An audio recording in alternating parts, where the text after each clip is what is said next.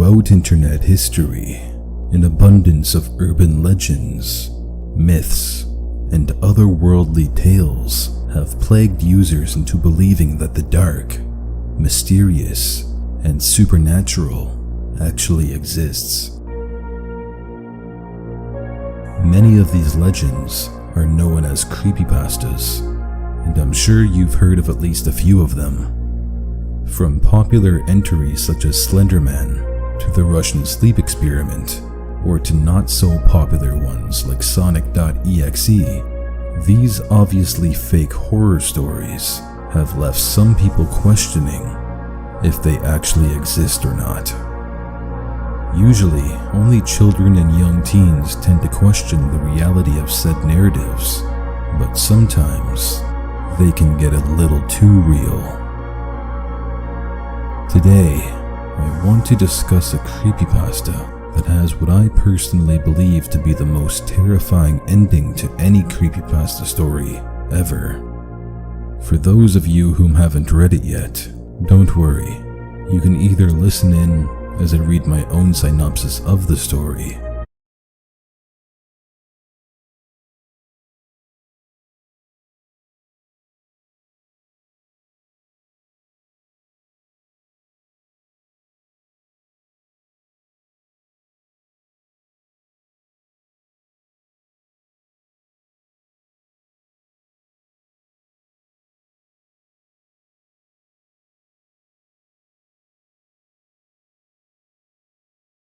or you can pause this video right now and go read it yourself.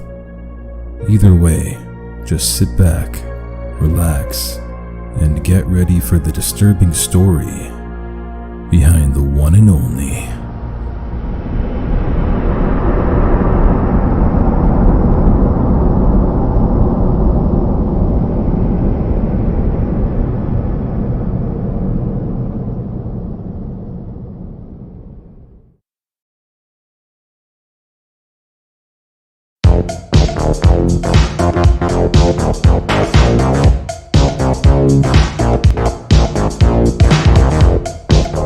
yes, The Simpsons, television's longest-running animated TV show. If you haven't heard of this sitcom before, then you obviously haven't lived properly. I'm sure you could show this photo to almost anyone, and they'd instantly recognize at least one or even all of these characters. If you've watched it before, you would know each member of the family is known for their unique traits. Homer is portrayed as the unintelligent and impulsive head of household. Marge is the reasonable, yet stressed out mother. Lisa is the intelligent and well-rounded middle child. And Bart, well, he is the mischievous and attention-seeking eldest problem child. It's these traits right here that form the dysfunctional yet relatable family known as The Simpsons, and also the basis of this creepypasta I'm about to dive into. Dead Bart, as it's titled, is a lost episode style creepypasta, somewhat similar to that of Squidward's S-Word. It contains tropes found in similar types of pastas, such as the ever so beloved hyper-realism cliché. However, I would argue that this one stands out from the rest, and it's all because of one thing: the ending. The tale begins like most creepypastas do. The narrator opens the story by recounting a series of strange events that led up to this moment. In this case, they begin by telling us that there is a lost Simpsons episode from season 1, written solely by Matt Groening himself, that contains something too disturbing to be witnessed by the general public. They go on to explain how they watched people ask questions to the creators of the show, only for them to completely ignore the question, or even walk off stage and end conventions early. Oddly enough, the Groening wrote the computer. For downloading it, I personally believe it adds nothing to the story. After opening the file, the video begins like any other Simpsons episode from season 1, except for the fact the animation style differs slightly. something more or less akin to early footage from the episode Some Enchanted Evening, demonstrating how it must have been one of Groening's first works. The theme of the episode is about the family preparing for sucked out and falls and problematic self begins to fool around and somehow manages to break a window on the plane. Recognizable corpse lying there, lifeless.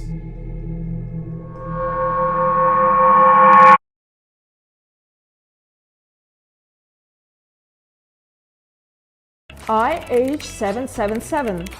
Floating Rose, for real! The second act follows with the family, minus Bart, perched at the kitchen table, sobbing uncontrollably, looking completely wrecked and defeated. This goes on for many minutes, all while the scene and their moans become more and more distorted as time ticks on. Act 3 slides in with a card reading 1 year later, then transitions back to the family, still seated at the table, skeletally thin, almost as if the life has been sucked out of them.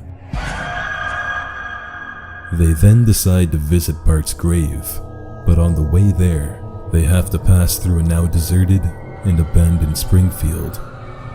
Everything appears to be stark and lifeless, displaying advanced decay as they venture closer to the cemetery. After arriving at Bart's grave, they are greeted with his corpse lying in front of it, lifeless, and depicted exactly the same as it was in the tarmac 1 year before.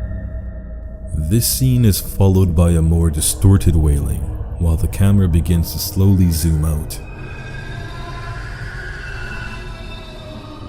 As it does, countless tombstones come into view. Each grave lists the name and date of death for every guest star who has ever appeared on the show.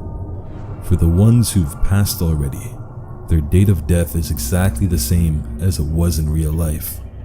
Even stranger, the narrator recounts how there's plenty of people whom haven't even appeared on the show yet, hinting that they are most likely slated to guest star in the future. However, the creepypasta ultimately comes to an end, with the narrator proclaiming the following. A thought occurred to me after seeing the episode for the first time.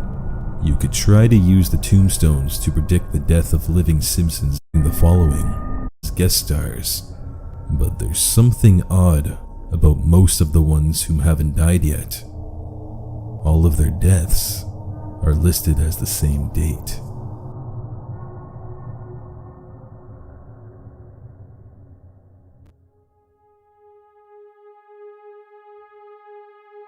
When I first creepypasta years ago, that terrified me the most, with reading 2-sentence horror stories.